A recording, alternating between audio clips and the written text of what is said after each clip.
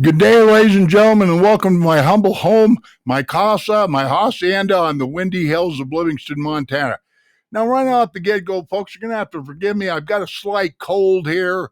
You know, I'm cracking like a squeaky door when I talk and all that. Maybe I got laryngitis and don't know it, or whatever have you. But okay, getting off that subject and getting on to what I'm talking about, I'm going to be doing an informal knife review on this Stormtrooper knife here made by Cjrb. Okay, exactly what we're talking about. Let me see if I can get this.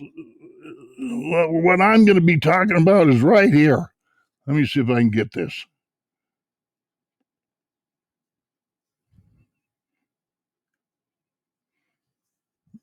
Man, oh man.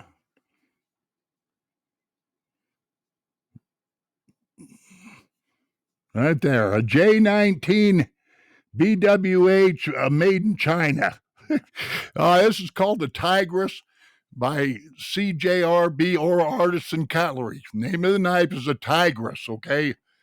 All right, let me put that there. And right off the get-go, before I get started, you see this nice lanyard on here? I'm going to get that. I put this on here purposely to show, because I watched a lot of videos, and I seen a lot of guys that really didn't know what this backspacer was here.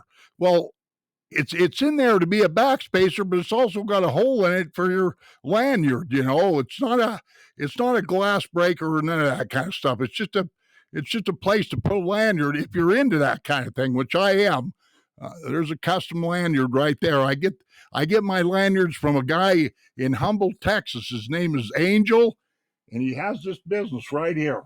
I just got done doing a 1 minute shorts on this guy on his products, but if you want some good paracord creations, go right here. Extinction Level Event Survival. That fella right there on Etsy. He'll hook you up. Okay. Now getting on to this knife right here. Okay, I've watched a lot of videos on this knife, and most right off the get-go, the reviewer will say, "This is a big knife, man. This is a heavy knife." They go on and on about that. Look, I don't own a set of scales, but I know for a fact that this knife right here only weighs approximately 6.3 ounces or something like that. It does not feel all that heavy. I have had lots heavier knives than this. I really have. You know, and as you can see, it's a folder, it's a liner lock. Okay. And right there's how you open it up. It's got its little, you know, what do they call it? Flick the light switch thing going on there or whatever have you. And you can also open it up by just snapping it, I guess, squeezing it out of the handle right here and flicking it like you seen me do there, See, you can also go that way.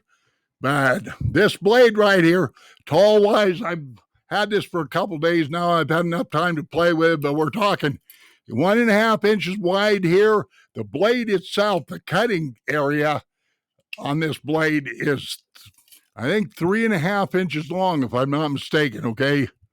Yeah, 3.5 inches long. And also, this is called a Shep. The company's referring to this. Artisan Cutlery is referred, that's the parent company. They're referring to this as a cleaver blade, but it's really not. It's a Shep split blade, okay? 3.5 inches of cutting space there. The handle itself is like, I don't know, total wise, we're talking, 4 3/4, from here, to the back of the lanyard holder there. What else can I say about this thing? Okay, right in here, if you look real close, you'll see that there's black and white G10 on these handles. Okay, and they're stacked on top of each other. First, you got a black layer in there, and then there's a white layer on top. If you don't like that white, that white G10, you can dye it with rich dye. I'm not going to explain how to do it, but it's very easy. There's a couple videos on YouTube showing you how to dye these if you want to dye them. Like I thought about dyeing this red, okay, but that's just me. Okay, what else can I say about this? It's got liners on the inside. They're partially skeletonized, but it's a liner lock, like I said, and The only thing about this doggone knife, it's got this kind of a futuristic kind of a deal going on here. The Star Wars Star Wars stormtrooper kind of theme going on here and all that. And so, yeah. One thing I can say about this knife though that I don't like is it's, to me, when you grab it, this is plenty comfortable enough handle, but this clip right here makes it so it's not so. There's a little bit of a hot spot there, is what I'm trying to say, But it's got ceramic bearings on both sides in here of this blade. The steel in here is a proprietary steel to Artisan Cutlery. It's AR RPM 9.